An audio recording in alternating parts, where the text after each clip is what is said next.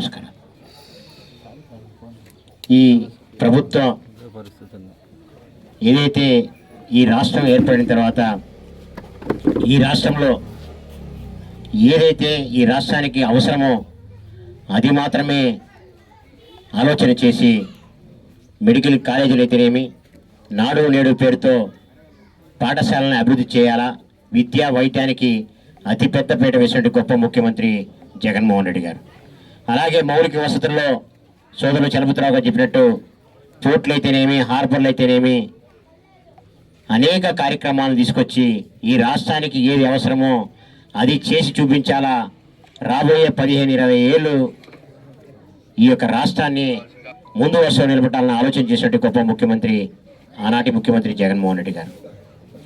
అదే ప్రభుత్వం ఓడిపోయిన తర్వాత ఈనాటి కూటమి ప్రభుత్వం వచ్చి ప్రభుత్వ మెడికల్ కాలేజీలు ఏ పేదవాడైతే వైద్యానికి దగ్గర అవ్వాలనుకుంటున్నాడో ఆ వైద్యాన్ని దూరం చేయాలన్నటువంటి కుట్ర పడినటువంటి నాయకత్వం ఈ కూటమి ప్రభుత్వం.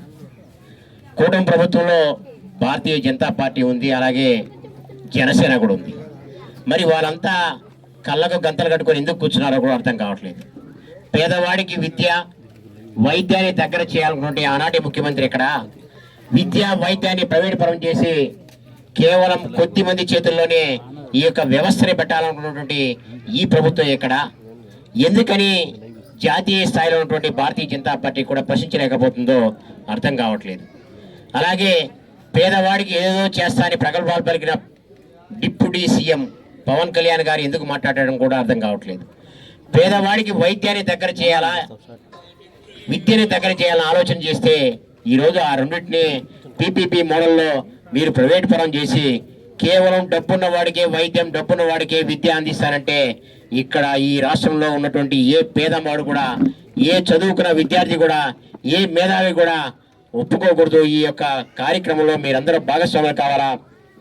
ఖచ్చితంగా రేపు రాబోయే 11వ తేదీ జరగబోయే కార్యక్రమంలో ప్రతి పేద విద్యార్థి, ప్రతి మేధావి, ప్రతి ఒక్క మహిళ మీ బిడ్డల్ని ఉన్నతమైన చదువు చదివించుకోవాలంటే రేపు 11వ తారీఖు కార్యక్రమంలో మీరందరూ కూడా అడుగు వేస్తూ ఈ నియోజకవర్గంలో 11వ తారీఖు ఎంఆర్ఓ ఆఫీస్ దగ్గర జరిగే కార్యక్రమంలో మీరందరూ భాగస్వాములు కావాలని చెప్పి మిమ్మల్ని అందరినీ కూడా కోరుకుంటూ ఈ కార్యక్రమాన్ని పెద్ద ఎత్తున జరగాల.